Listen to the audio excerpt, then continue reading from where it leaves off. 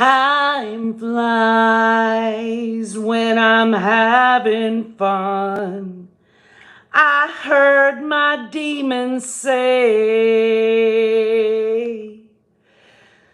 but I'm all about the fun. And now I've got to know, is Chad in the way? And I don't want to be someone's second chance. Don't want to be just a lick. I keep telling myself I love hot tuna, 'cause I'll get no more. It rhymes with lick. And I have to stay away from Chad. I have to let him go. And though it will kill him, that's true. There's just some things I can't control. My poontain's slipping through his hands, though I've heard it all before. I've got to tell Chad the truth. I have to use whatever I can in Pocatello. Oh, it's just bittersweet memories. Bittersweet memories. I remember those times when I was a cheerleader in high school and the star quarterback, I had to send him a Dear John letter. You know, I went behind the bleachers with him and, I put my hand down his pants for him. It was the first experience he'd ever had, but I'd done that plenty of times with Alex. But I had to write him a Dear John letter. He fell in love with me immediately. And so it is that now I have to send Chad, my king. I have to send him a Dear John letter. It's just the right thing to do. I've spent a lot of time and effort on it. I mean, I'm in the middle of, fixing to do closing arguments and everything in this stupid trial. And then I got another one backed up behind it. It's stupid too. But I did find time. I did find time to write Chad a Dear John letter, and I just got to say it out loud just so that I know that I said everything I needed to say to him when I send it to, death row in Idaho there. Dear Chad, I'm writing this letter to you just knowing, I know, that you already are aware of what I'm writing to you. I know you have to see beyond the veil of this letter. Your death row cell and your incarceration and your eventual death at the hands of a cruel government. May the firing squad jettison you into your new probation, Chad. I know it has to be hard on you. That little itty-bitty gherkin, so stiff and tiny, brings me back to the good old days of us bumping and grinding clothes on clothes. The James and Elena moments, Chad. The loin fire in your tiny little raindrop storm. That tiny drop, that little itty bitty storm penetrating my great big slimy Venus flytrap. Do you remember Raphael and Lily? I do. The times that you placed your hands on my breast implants and that look on your face like a boy playing with a bouncy ball for the very first time. Oh, how you could make them jiggle, Chad. Oh, Chad, I've been in Arizona locked down 23 hours a day, and I'm about to be found not guilty of Ned Schneider's murder. We both know that for the rest of our incarcerated lives, fantasies of what could have been if I had only scored that $1 million will stay fresh in our memories as we, take our 7 to 9 minute showers and sit in our prison cells and do activities. Although I have one more trial to live through, Chad. The trial of Hitler's little helper, Brandon. Maybe at some point, my niece Melanie will reach out and send me commissary money to Idaho. After all, she knows the spear in the heart when she didn't get her insurance money. But Chad, although I'm your wife in this life, and we will be exonerated at the end of all this, I have to explain the real purpose of this letter. Chad, I have to say goodbye spiritually to you. I know you understand that our marriage is over in so many ways, but Chatty, please tell Emma to continue to send me money on my commissary. I feel like I gave you everything I had, Chad. And I think all the sexual pleasure I fulfilled in you is deserving of money. Think of everything I've given you. There's nothing left yet. To send me money through Emma will be kind of like a payment plan for everything I spread my legs for. My dance bids are at least worth $20 a month. Besides, you're never going to get to feel the touch of another. Chad, you're on death row. As you are never going to meet Bubba for a soap party in the shower. No slip and slide for you, Chatty boy. The best you will ever get is your own lathered up hand in the shower. I, on the other hand, have foreseen my new mission. I will be a minister to women. I will command obedience in the general populations of Pocatello Women's Prison by merely allowing other inmates to allow me to seduce and pleasure them. And in return, I will gain safety in general pop.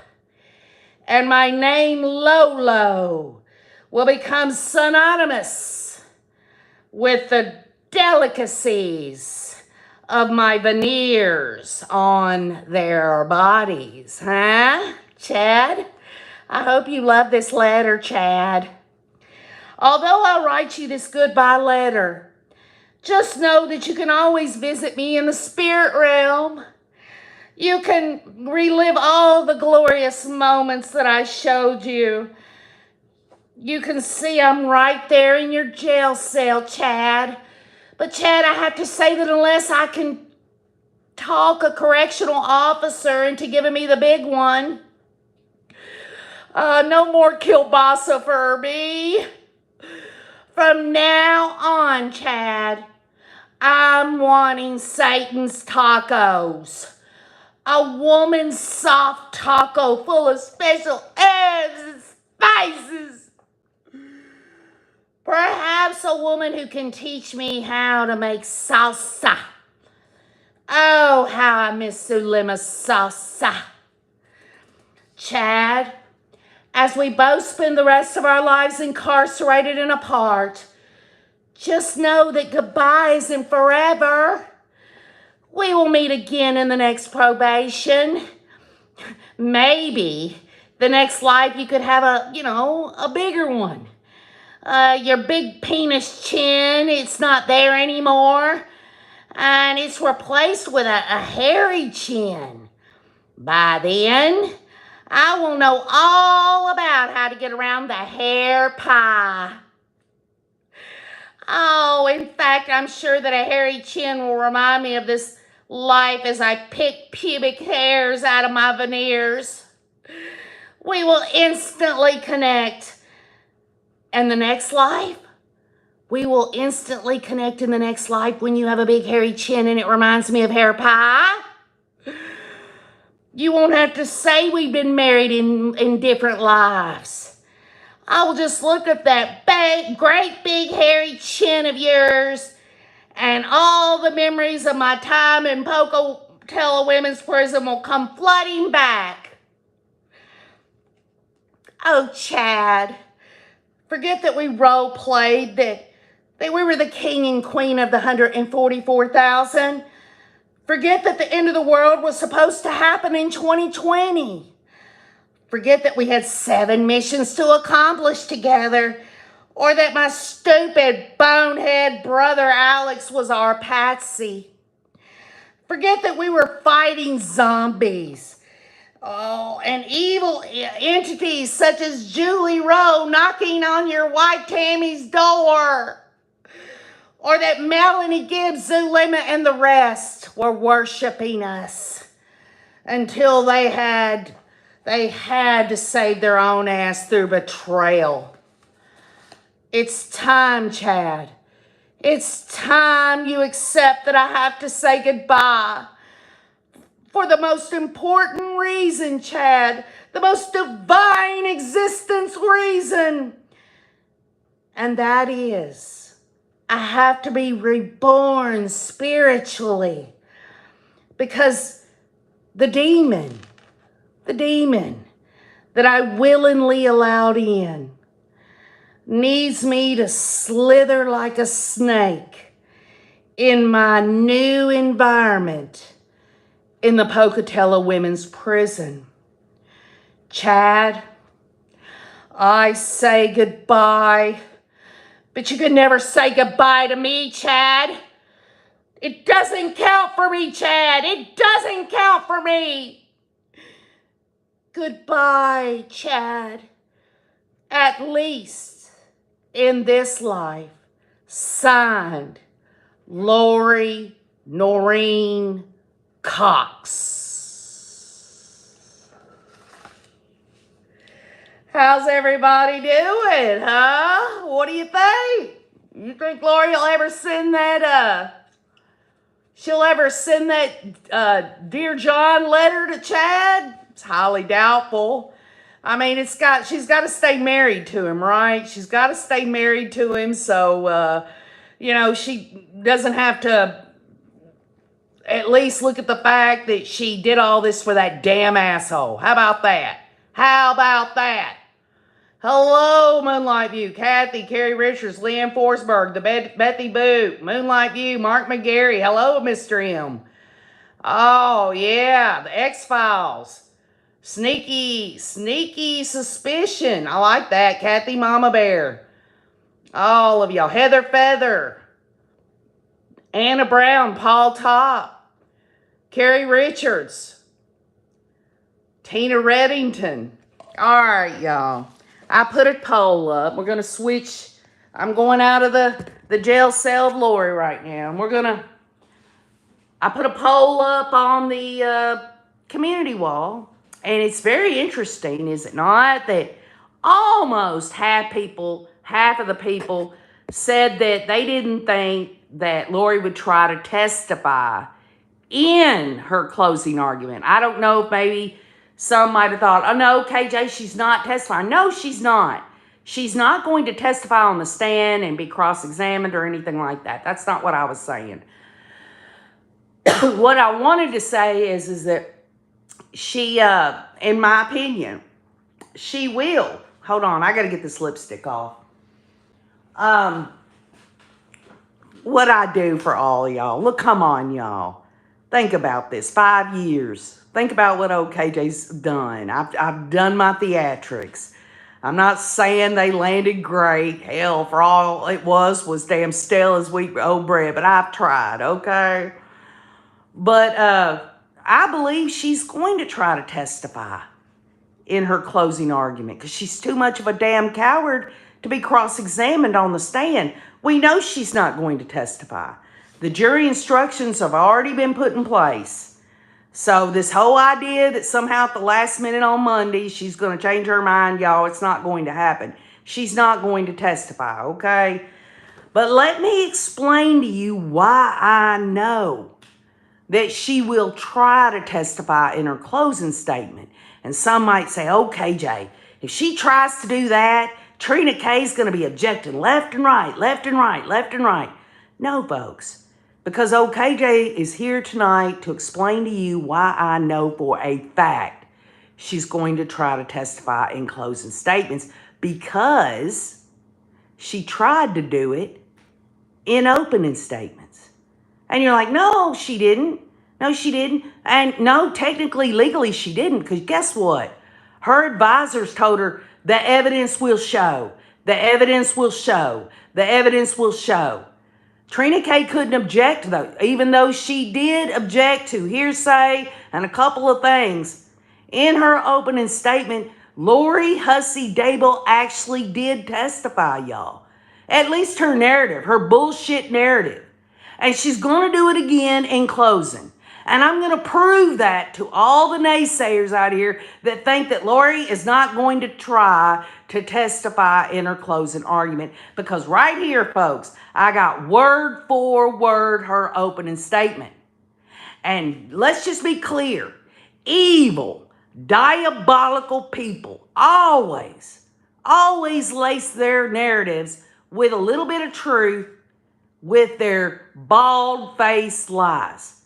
And I'm going to show you, as Lori says the evidence will show, Trina K has her job cut out for her in closing arguments, because in my view, Trina should bring out that no evidence that Lori said was going to show actually happened, other than the flatlined facts of things. And I'll explain what I'm talking about. What I am trying to get across is, if everyone's disappointed that Lori isn't going to testify, she actually did try to do that in opening, and she's going to try it again in closing. Remember, opening statements and closing statements are not evidence. But even then, Trina K could have objected if Lori tried to testify, except for what? Her advisors told her, hey, just put on the front end of that, the evidence will show. And if you recall, and maybe you don't, we're going to go through it, everything that Lori said the evidence was going to show, okay?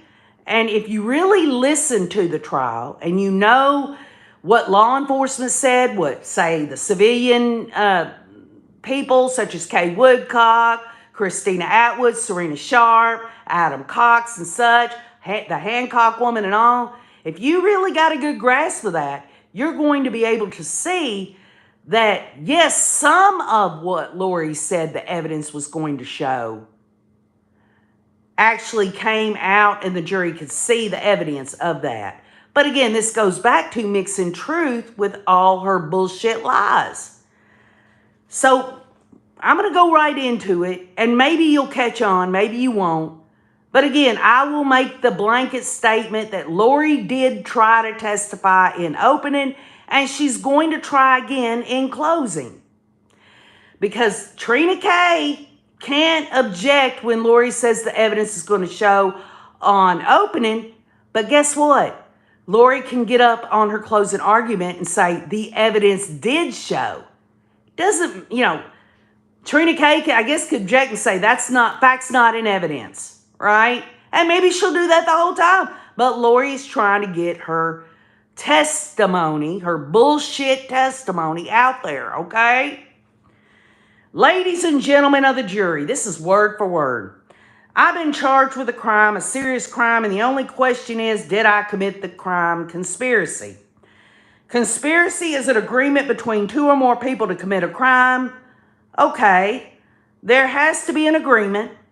There has to be a plan. The evidence in this case will show that Charles and I got married in February of 2006. It will show that it was my fourth marriage and Charles's third marriage. At that time, we each had 2 children. I had Kobe, he was 9, and Tyler, he was 3. Charles had Cole, who was also 9, and Zach, who was 7. Now, did you hear that in the state's case? Because you didn't hear it as evidence in Lori's defense. She didn't call anyone. She didn't call herself. She called no one. And as we move forward, you're going to find out that this hooker, she just wanted to get her narrative out there. It wasn't about coming up with witnesses. And what I just said is basically the truth. She did get married in 2006. The children and blah, blah, blah. All that's true. But you've got to ask the question, where did that come in? The only one that really talked about any of that was Kay Woodcock. And she didn't go into, well, they got married here, this and this and this. She did say about the kids, the evidence will show that our family moved from Austin, Texas to Chandler, Arizona in 2009. Did Kay Woodcock talk about that? No, and neither did anyone else. So why is Lori saying the evidence will show? Because she's getting her narrative out there. The evidence will show that Charles and I adopted our great-nephew, who was born in 2012. It will also show that Charles and I were married for 13 years and were raising 5 children. Okay, so Kay Woodcock does talk about JJ being adopted. But does it talk about we're married for 13 years and raising 5 children? Well, I mean, from my understanding, Charles's 2 other sons was raised by his ex-wife. And yes, I know, Charles had to provide for them. And maybe that's what Lori was talking about. But in terms of Cole and Zach being in the household, that didn't happen. So and even when she talked about, I had 5 children and no insurance money. But in 2019, Kobe and these 2 other children were adults. The evidence will show that I was a licensed cosmetologist and worked as a hairstylist for 20 years while we lived in Austin, Texas. Okay, did she take the stand? Did anybody take the stand to say she was a licensed cosmetologist for 20 years? I know Kay and other people that know Lori and her background, that's probably the truth. But there was no evidence that the jury could see. Nobody came out there and said, yes, here's a copy of Lori's cosmetology license showing she has been a cosmetologist and a hairstylist for 20 years. The evidence will show that Charles was a licensed life insurance salesman and worked as an independent contractor selling life insurance policies and annuities and owned his own business. And Kay did bring that out. Again, y'all, Lori she takes some truth that she knows is going to come out in the trial and she laces her lies with it. This is very diabolical for this woman. The evidence will show that Charles was 17 years older than me, and nobody said that. Did any evidence that anyone in the testimony that got on the stand for the state say that this was when Lori was born and this is how Charles was and blah, blah, blah? The evidence didn't show that. It might be true, but the evidence didn't show it, and the jury has no way of knowing that. The maximum amount, because of Charles' age and the issue that he had with high blood pressure, the maximum amount of life insurance that could be approved for Charles was $1 million. The maximum amount of life insurance that I could be approved for because of my age and health was $2 million. Was there any empirical evidence that was put on the stand to say that was the case? Does the jury, can they rely on her opening statement saying that Charles could only get $1 million, but I could get $2 million. That's bullshit, y'all. It's not evidence. Another reason why opening and closing statements are not evidence. The evidence will show that throughout our 13 years of marriage, that we always had life insurance policies. Well, there's no evidence of that. There's no evidence that they had life insurance policies. I mean, common sense says Charles did sell life insurance, so perhaps. But still, when we're talking about a court of law, y'all, when a 10-year policy would lapse, Charles would stop shop for another company who would approve the maximum amount of life insurance. Again, y'all, where's the evidence that the jury can see? Coming from the stand there, or any evidence that's been admitted? Is there any document showing that every time a 10-year policy would lapse, Charles would get another one? The evidence will show that this was Charles's job. This is what he did. And Kay did say that. And again, that's a little bit of truth, but here we go, y'all. I helped him in this business, and this was what he did. Well, how's the jury to know that? Huh? I mean, from all I know, she just lived off of him, sucked it damn dry. Whatever Charles could make, she took. The evidence will show that, let's see. Oh, the evidence will show that in 2016, y'all, Charles repurchased a $2 million life insurance policy on me, and he was the sole beneficiary. Would somebody please show me her life insurance policy? Can she do that since she's supposed to sign for it? I mean, why is this so up in the air where she's trying to figure out whether she has a $2 million life insurance policy on her? She's making the statement in opening statements saying the evidence will prove it.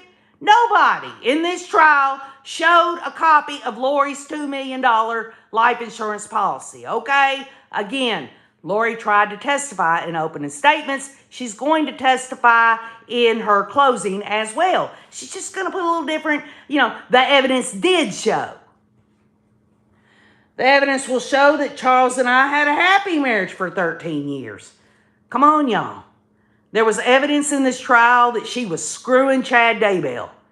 How happy does one have to be to hop in the sack with a man with a little itty-bitty gherkin, ugly, sling blade looking guy, nasty, Humpty Dumpty looking guy, disgusting, that in fact he was a baseball player and that he played high school college ball, and Kay said he did. Again, she's mixing it all in there, y'all. And triple ball, and that he was in fact a left-handed pitcher. She had to bring that out because he was left-handed. And y'all, honestly, I just would love to hear from Kay, Cresha, Larry, or somebody that knew Charles when she says a left-handed pitcher, a southpaw, that they called him, but he was a right-handed batter, as could be attested by anybody who knew Charles well and his high school coach, Greg Davis. Why in the hell didn't she get subpoena Greg Davis, his high school coach, to say, yeah, Charles was a right-handed batter? Why couldn't she? You know why? She didn't. She blew it. She blew it. The bottom line is this, y'all. She tried to put it in the jury's mind that, yes, Charles was a right-handed batter because the state said he was left-handed. And the way that the forensic evidence and the scene and all of that, she had to account for that. She's diabolical, y'all. The evidence will show that Tylee was, and in 2014, our family moved from Chandler, Arizona to Kauai, Hawaii. We lived there for 3.5 years and returned to Chandler in 2017. And I'm not quite sure if Kay brought that out. I'm not quite sure. She might have, but if she didn't, again, y'all, Lori is saying the evidence will show. Why isn't she showing this? Why isn't the jury getting this evidence? The evidence will show that Tylee was 3 years old when Charles and I got married, and that when she became a teenager, the relationship between Tylee and her stepfather, Charles, became so difficult that Tylee and Charles had to see a therapist and a family therapist to stop them from fighting. Where is the records of the therapist? Can she not, subpoena the therapist now that Charles and Tylee are dead? It wouldn't be nothing about, a doctor and a client privilege there. Bring them in. Have a therapist come in and say, yep, Charles and Tylee came and to many sessions because they just couldn't get along. Now, we did hear Kay admit under cross-examination from that damn hooker that it was contentious between them. But Kay did say that, she's a teenager, right? Again, the evidence will show that they had therapy. No, there's no evidence of that. The evidence will show that in April of 2018, Tylee's biological father passed away from a heart attack.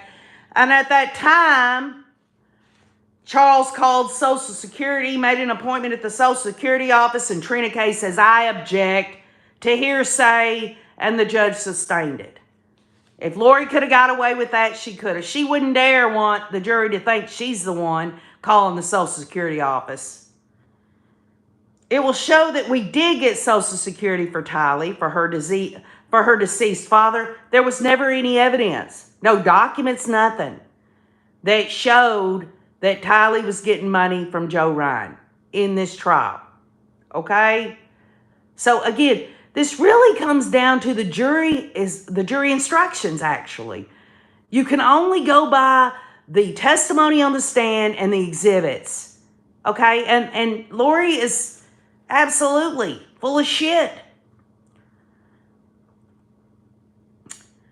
It says that, and then she goes, until she was 18, she would get these benefits, and she was 15 years old at the time. And little does the jurors know that Lori didn't let Tylee live past 16. Lori counted that hopefully she could get away with 2 more years of drawing Tylee's money so she could spend it on her and Chad. But the bottom line is she almost tripped up on that one.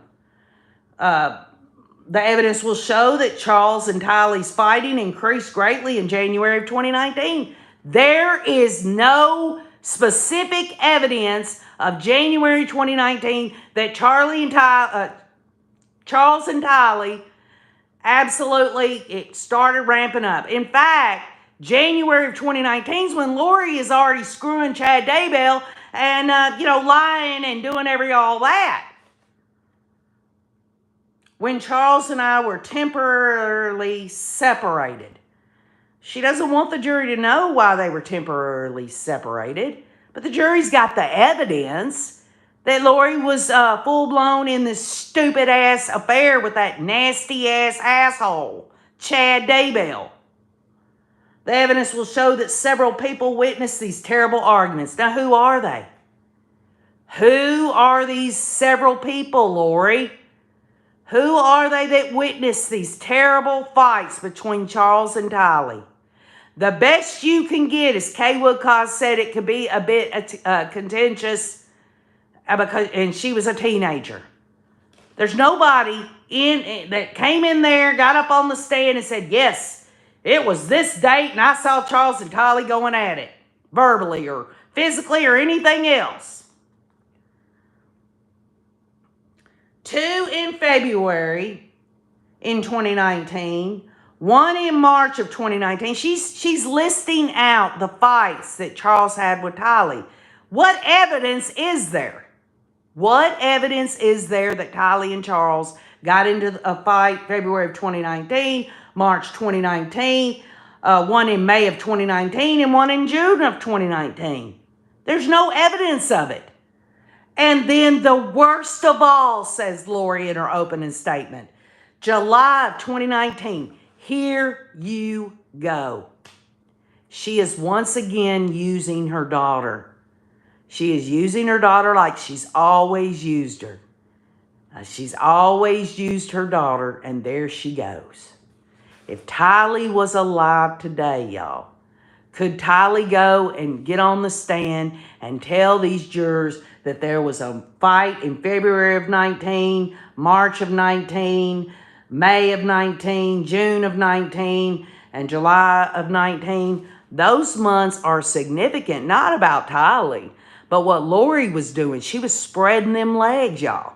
She was meeting Chad in hotels. She was lying to Charles. She left for 72 days or whatever. She did what she did.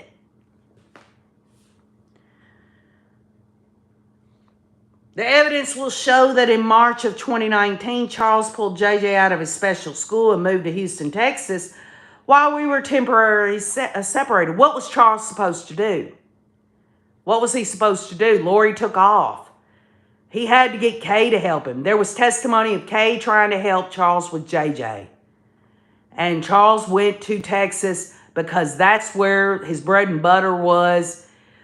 Kay did her best to help with JJ. She even helped him with his business.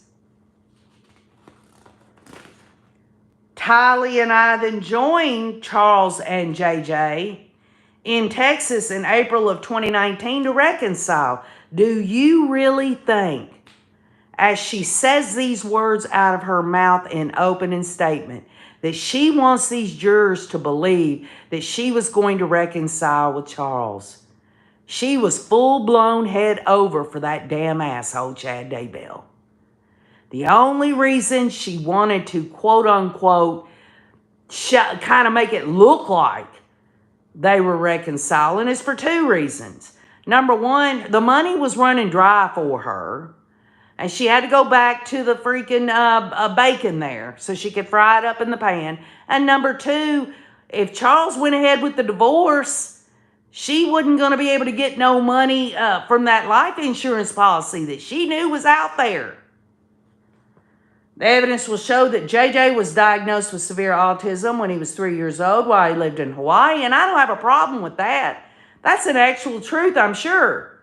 Kay talked about JJ's autism, but I don't think she really got into specificity. Again, a juror's got to say, okay, where's the evidence that JJ was diagnosed with autism while he was in Hawaii?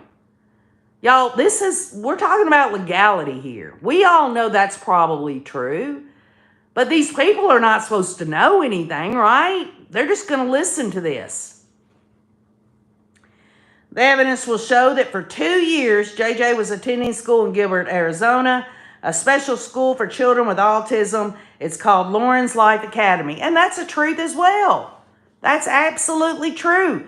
But again, I think it was Kay that talked about the school, but I'm not sure. But even if she didn't, I don't have a problem with her saying that in her opening. But what does JJ spending 2 years at Lauren's Life Academy have to do with whether she conspired to murder Charles Vallow? The evidence will show that in June of 2019, y'all, that's just 1 month before Charles was murdered, in Tylee and JJ's best interest. Now, let's just stop there. She's already told the jury that Tylee and Charles could not get along at all. They had to have therapy and everything, but she's going to say, in Tylee and JJ's best interest? I mean, Tylee? That's in Tylee's best interest to be around Charles?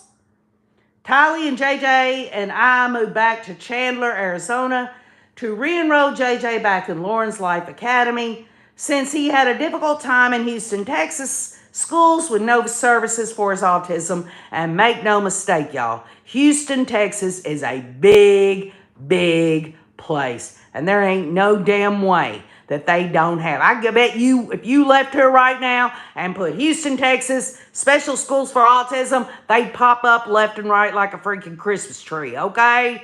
But let's just let her, I did this in the best interest of Tylee and JJ, but I went on to murder their ass. Since he had a difficult time in Houston, Texas schools with no services for his autism, the evidence will show that Charles and I agreed it was in JJ's best interest to be in school where more services were available to him. So Charles and I rented a house here in Chandler. Well, no, Charles rented it. You didn't rent it. You didn't have no money. The only money you had, and I know some of you are like, well, she was married to him. What's his is hers, and what's hers is his, blah, blah, blah, blah, blah. Come on, y'all. Where's the evidence that they both agreed to this? On the day in question, here we go, y'all. She's testifying in her opening. She's gonna testify in her closing. On the day in question, July 11th of 2019, Charles and I was renting 2 houses. One in Houston, Texas, where he mainly resided, and one in Chandler, Arizona, where I resided with our 2 minor children, Tylee and JJ. This time, our 3 older boys, Kobe, Cole, and Zach, were adults and not living at home any longer. Where is the evidence for all this? Okay, y'all, I know this is probably true stuff she's saying, at least this. But again, this comes down to these jurors don't know this. They don't know it. The evidence will show that during the months of June and July, that my husband Charles began to send me threatening text messages. Well, did she stop to let the jurors know that she viewed them as threatening because he found out about her stupid ass extramarital affair with Chad Daybell, and he was planning on telling Tammy Daybell about the whole thing? Oh, yeah. I guess in some way that's true, because that threatened Lori, and it sure as hell threatened that damn asshole Chad Daybell. These messages were seen by my sister Summer, and that worried her. And the evidence does not prove that, because Summer Shiplet never came to testify on behalf of her stupid freaking nut job sister Lori. The evidence will show that Charles insisted on flying into Phoenix on July 10th. As we've heard from the state, the evidence will show that I advised Charles that he could not stay with us at the Chandler house because he could not get along with Tylee, and I did not want them to get into another fight like they had 3 weeks prior. Where's the evidence that they got in a fight 3 weeks prior? And maybe the state did say that Charles had to stay at the hotel and all that. That's fine. But there again, you're lacing the truth with lies. That's exactly what a demon does. Just, touch on them truths, but make sure to weave in those lies. The evidence will show that it was ultimately decided between Charles and I on text messages that he would stay in a hotel because he traveled for business all the time and stayed in hotels all the time, and that I would book it for him since I worked for him and booked his travel. Did we see any text messages of Lori and Charles conversing about Lori saying, okay, I'll book it for you, Charles. I worked for you. I'm going to book you the hotel. There's text messages that the jury's going to see that's showing that we agree that you shouldn't be here at the new Chandler house, Charles, because you and Tylee can't get along. There's no evidence of that. Although we do know Charles stayed at the hotel, and it doesn't really matter to me whether she booked it or not. She was used to booking the hotel rooms. The one where she booked one for her. She picked Chad up at the airport, took him back to the hotel room, and spread her legs and let him dive right into that damn nasty ass shit. The evidence will show that Charles paid to fly my brother, Adam Cox, into Phoenix from Kansas on the same day, Wednesday, July 10th of 2019, and Adam Cox testified to that. That's fine. Again, y'all, she's putting in truth, but she's also putting in lies. The evidence will show that Charles planned to come to our Chandler home and pick up JJ and drive him to school on Thursday morning, July 11th of 2019. And there was evidence of that. The evidence will also show you that Lauren's Life Academy opens its gates at 8:25 a.m., which there was no one from Lauren's Life Academy that came in and says, yes, the gates open at 8:25. Y'all see where I'm going with this? And the evidence will show that Charles showed up at our Chandler residence around 7:30 in the rental car that I booked for him on the morning of July 11th of 2019. And did she book that rental car? Does that mean she can take off in it after her and Alex freaking conspired and murdered Charles Vallow? Oh, yeah, I guess that's okay, isn't it? She booked it. She's working for Charles's business. That's what she tells the jury the evidence is going to show. The evidence will show that Charles began texting my brother Adam Cox before he entered our residence, and that Charles and Adam were discussing in their text communications that my other brother Alex was at the residence. That it absolutely came out. That absolutely came out. And, Adam Cox, he said what he said on the stand. There's evidence of that.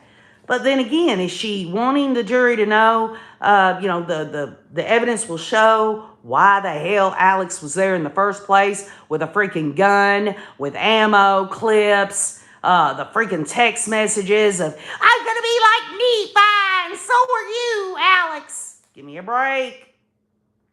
The evidence will show that on the morning of July 11th, that Tylee was asleep in her room and my brother Alex was asleep in the guest room. And there is no evidence that's been presented in this case that Alex and Tylee were asleep. Period. End of sentence. Even if you look at Tylee's interview that could not be put in this court hearing because of its admissibility, there's no evidence of that. The evidence will show that when Charles entered the house, only JJ and I were awake and present. Does somebody want to tell me where the evidence of that shows that? Does anybody want to tell me that other than her? I mean, she killed, Tylee and Alex is dead. I mean, the only one that can give testimony, again, y'all, she's testifying in her opening statement. Pure and simple. And all she has to do is put the evidence will show. But again, there is no evidence that JJ and Lori were the only ones awake. The evidence will show that after we put JJ in the rental car, that Charles came back into the residence to receive his phone, leaving JJ in the front seat of the rental car while the engine was running. He was 7 years old. And I'll tell you what, you hooker. You want to bring it out, you bring it out more than once and we'll read down where she says, he was left in the front seat. He was left in the front seat. He's 7-year-old. He's autistic. But what does she do? She delays Charles going back out to the car by keeping his freaking phone away from him. Oh, she's so worried about JJ in the front seat. Give me a break. The evidence will show that Charles began to scream at me when I refused to hand him his phone. Who got on the stand and said this? Who got on the stand and said this? Lori's interview, bits and pieces of it. Were the interview at the police station, was that said? The evidence will show that Charles screaming woke Tylee and Alex. Again, is Tylee and Alex's testimony in there so the jury can say, oh yeah, the evidence will show. The evidence will show that Tylee came out of her room with a bat to protect me, her mother, from her stepfather, Charles. Give me a break.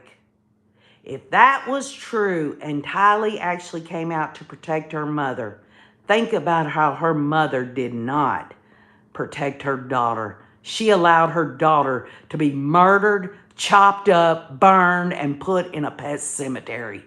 It is disgusting. It is disgusting.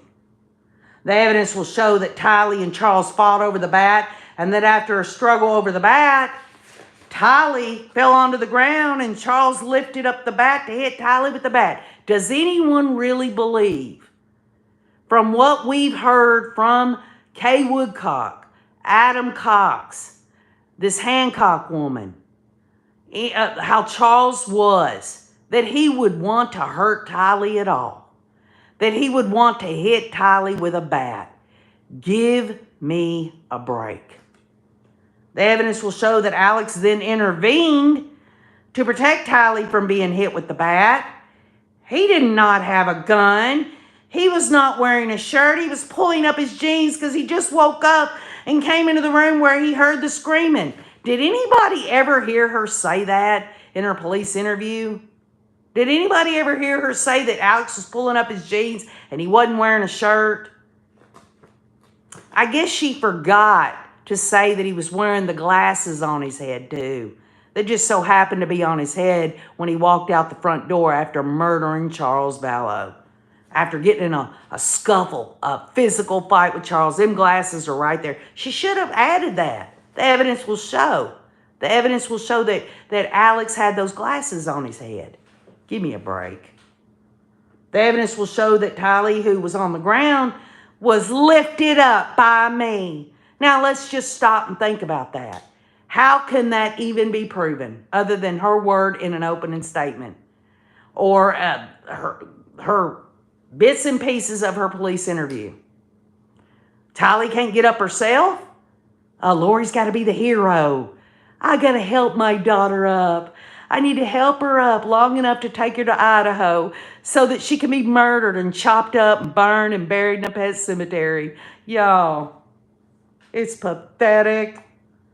And she was sent outside to get away from the struggle and to protect JJ, who was still in the running car, in the rental car, in the driveway. Oh, she was so worried about that, wasn't she? So worried that she was keeping that phone away from Charles just enough to rile him up so that her and Alex could get the freaking hair on their balls to murder his ass. The evidence will show that after the struggle on the ground between Charles and Alex, that Charles prevailed with the bat and began to come towards her. Now, let's just stop a minute. He is fighting with Alex, another man. And of course, Charles, I don't even think Alex, he's more like a boy, but he's a grown man. And they're fighting and everything, and Charles gets control of the bat. Do you think Charles would just turn away from Alex, who's just been fighting with, to go after Lori? I mean, come on, y'all. Let's stop and think about this. He's fighting with Alex. He's fighting with him, but he prevails. He gets the bat away. He hits Alex in the head. What is Alex? Just standing there before he walks back into the bedroom? And Charles is not going to worry. Oh, I ain't worried no more about Alex. I'm going after Lori now. I ain't worried about Alex. Ain't going to do nothing to me. Give me a break, y'all. So, Lori says the evidence will prove that Charles began to come towards her with the bat as she ran from him in the kitchen. She ran from him, y'all. She ran so fast. She ran. Why didn't she say she went into the kitchen? I ran to the kitchen. Y'all, that's almost like comic book shit. That's just comic book shit.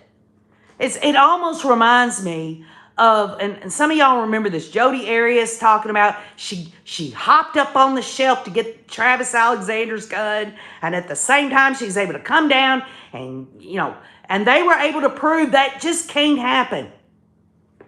The evidence will show that at some point while I was running, what point? How far from the main room there going into the kitchen? At some point, right? While I was running away from Charles, who was chasing me with the bat, that Alex apparently retrieved his gun. What if Alex had his gun on him the whole time? Is the juror, do they have evidence? Did Lori testify and get cross-examined? No, this is her opening statement. And again, she's going to repeat it in her closing. Except this time she's going to say the evidence did show. And Trina K ain't going to be able to do nothing about it, other than the fact that Lori's probably going to try to drop a few things in here that are going to be hearsay and all that. The evidence will show that I ran outside to the children and that Alex shot Charles in self-defense. How does she know that Alex shot Charles in self-defense? What if this really happened and she ran outside and then she's outside and she heard the shot? Alex could have walked back in there and said, "You're a damn," and Charles could have been there like, "Alex, I'm cool. I'm not going to do anything. The bat's on the floor. I threw it over here. Don't shoot me." Alex murdered him. But Lori says that the evidence is going to show that Alex shot him in self-defense. The evidence will show that Tylee and I had both run outside without our shoes. The evidence will show that JJ was still in the front seat of the rental car with the engine running and struggling to get out of the car. Tylee was trying to keep him in. Now, is there any evidence of that besides Lori's opening statement? Is there any evidence of that other than her little bits and pieces of her police interview that the state was very strategic about. The evidence will show that Tylee and I got into the rental car with JJ and drove away. Okay, well, yeah, she did get in the rental car and drove away with Tylee and JJ.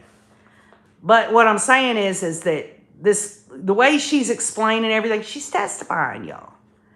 The evidence will show that I drove the children away from the residence toward JJ's school. That's the truth.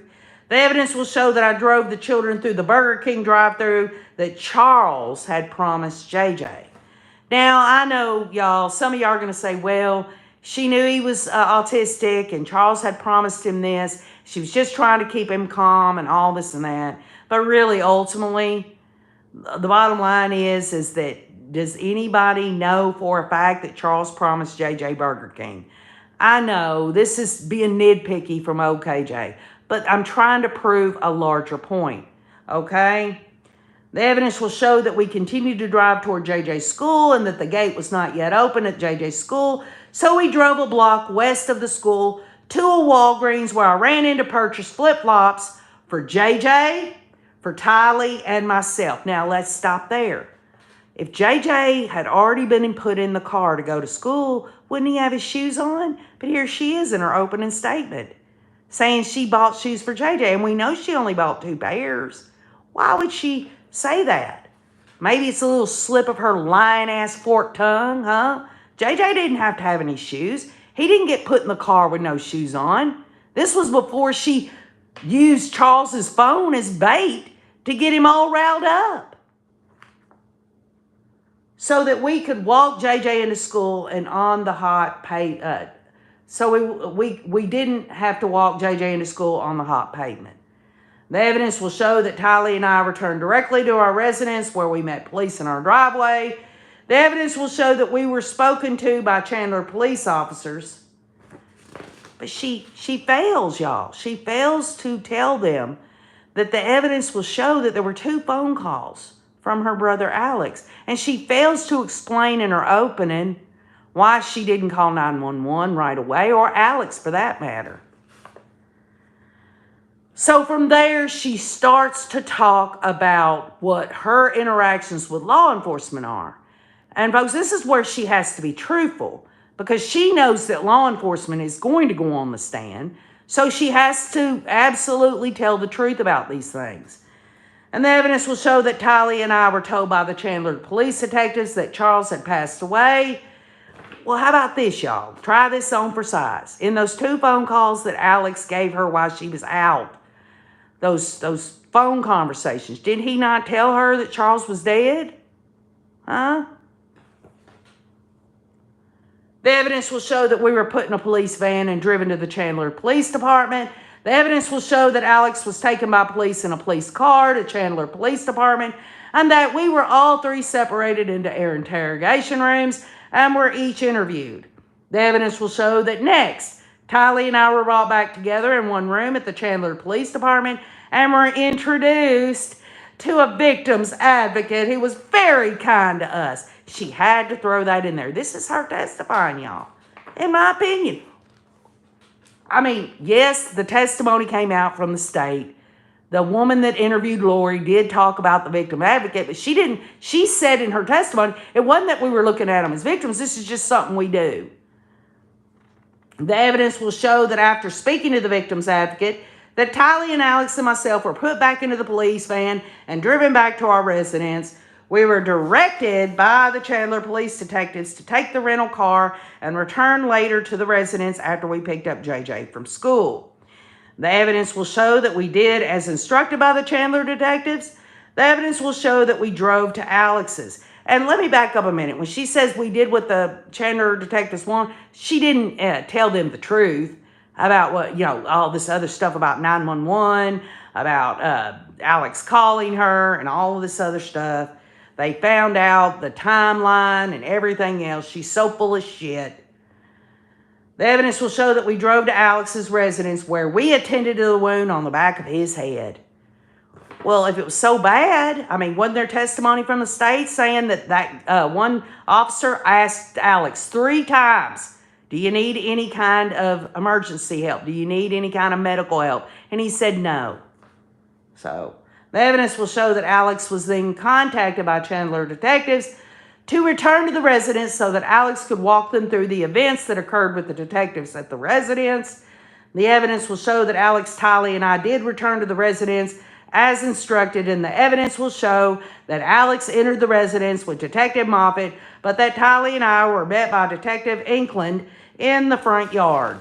And again, she's got to tell the truth about this because she knows that this is law enforcement she's talking about. I wouldn't have been surprised if she said, well, one of the detectives said this or this, and they would get on the stand and say, she is full of shit. But again, that's an opening statement. It's not evidence, right? But it's going to go into the jurors' ears and into their thought processes, whether we like it or not. The evidence will show that at the time Detective Inkland asked Tylee and myself if we had Charles's cell phone. Tylee retrieved Charles's cell phone from the rental car and gave it to the detective, Inkland, at 3:11 p.m. on July 11th of 2019. And at that time, Charles's phone was placed in the custody of Chandler police detectives. And there was one of the state's witnesses showing a picture of Charles's phone sitting on I guess a counter or whatever, showing the text messages and stuff. They had that phone all damn day. That's on Chandler. They screwed all that shit up right off the bat. The evidence will show that Detective Inkland asked us if we knew the passcode on Charles's phone, which Tylee proceeded to give to the detective. Now, how did Tylee have Charles's passcode? Does somebody want to tell me that? If they had such a terrible, terrible relationship. But then again, some of y'all may be like, well, KJ, you just said a little while ago that when she's talking about law enforcement in her opening statement, she ain't going to say nothing bad that didn't happen. Well, folks, did anybody, did Tylee have Charles's passcode? Did one of the detectives testify to that? The evidence will show that Tylee and I left the residence to pick up JJ from school, while Alex remained at the residence with the detective. The evidence will show that by the time Tylee, JJ, and I returned to the residence, that all police, EMS, CSI, and detectives were gone from the residence, and only Alex remained. The evidence, and this law enforcement talk that she's talking about, the state has showed this evidence in court. At least most of it. I still am up in the air about Tylee knowing Charles's passcode. The evidence will show that the next day I contacted Chandler Police to inform them Charles's belongings were still at the hotel. I asked the detective if I should go get them, and I was told they would take care of it. And let's just stop there for a minute. You know why she called them and told them that? She was testing the waters. She was testing the waters to see what they were going to say to her. These are just my opinions. If they would have said, no, go ahead, you can go to the hotel and get your husband's things. What would have kept her from going to Charles's hotel and picking up his belongings if she wasn't in any investigation and they thought it was self-defense? They would have said, yes, Miss Vallow, you can go over to the hotel. Those are your husband's belongings. This is self-defense. No big deal. No, she wanted to know that she was testing the waters on that. And they did say that we'll take care of it. And what does that equal to? They're going to take his belongings. And what are they going to do with his belongings, huh? They're going to look through them, right? The evidence will show that I asked the detectives, what should we do next? And they directed us that they would contact us in about 3 weeks after their supervisor passed off their reports, and Alex could go to the police station and retrieve his gun. Was there any testimony that Alex Cox went back to the police station and got the murder weapon? There was no testimony at all that Alex went and picked up his gun. In fact, Alex wouldn't have. Alex he had all them other guns, right? They didn't want to rock the boat, right? And you know how long they stayed after Charles's murder before they hightailed it to Idaho. The evidence will show that the last thing I heard from Chandler Police the Chandler Police Department till June of 2020, 2 years later, when I received a grand jury indictment from this and from them for this alleged crime.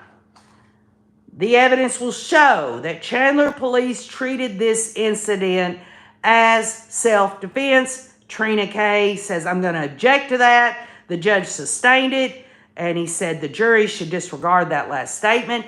This woman absolutely, in her opening statement, wanted the jurors to think that the police department, law enforcement as a whole there, that they treated it like self-defense. Well, here's something that she needs to understand. When you are in an investigation, you're not going to sit there and make someone feel like they're under the microscope and that they're guilty or anything like that. They go along with things for one reason.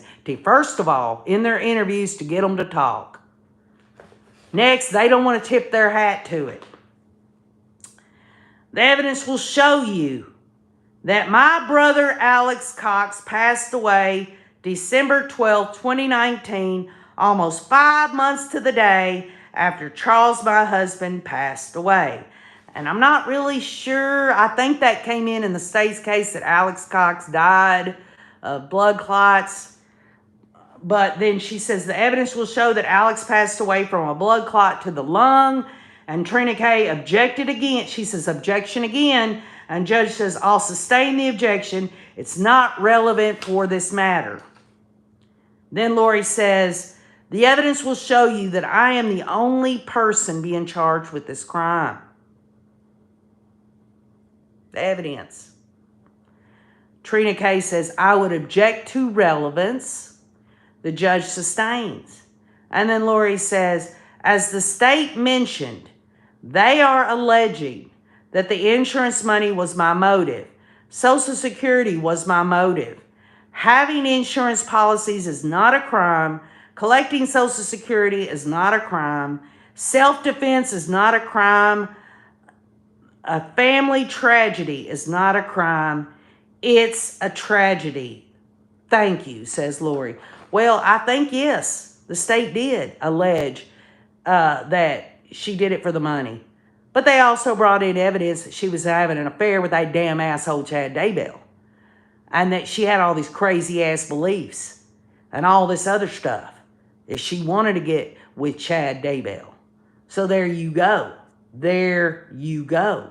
So what I'm trying to bring across to all of you is that all she had to do in opening statements was put the evidence will show. And Trina K could not say, Judge, I object, she's trying to testify. Because you know she tried to testify in cross-examination. And Trina K cut her off. But her advisors, Lori's Daybell team there, they told her, if you put in front of this, the evidence will show. You can testify. You can absolutely tell them your story. And that's exactly what you're going to get on Monday, y'all. She's going to say the evidence proves or the evidence shows. That's exactly, and then she's going to go into her veiled way of testifying once again. She don't have to deal with cross-examination. She don't have to deal with none of that. And these jurors are going to hear the state's closing and her closing, and the bottom line is that if Trina K, and I don't know how she's going to do it, but she needs to be sure to tell those jurors, do you remember when Lori did her opening statement? Here are everything she said that the evidence would show, and it didn't show it. It just showed she's a lying, evil, diabolical, money-hungry hooker. Pure and simple.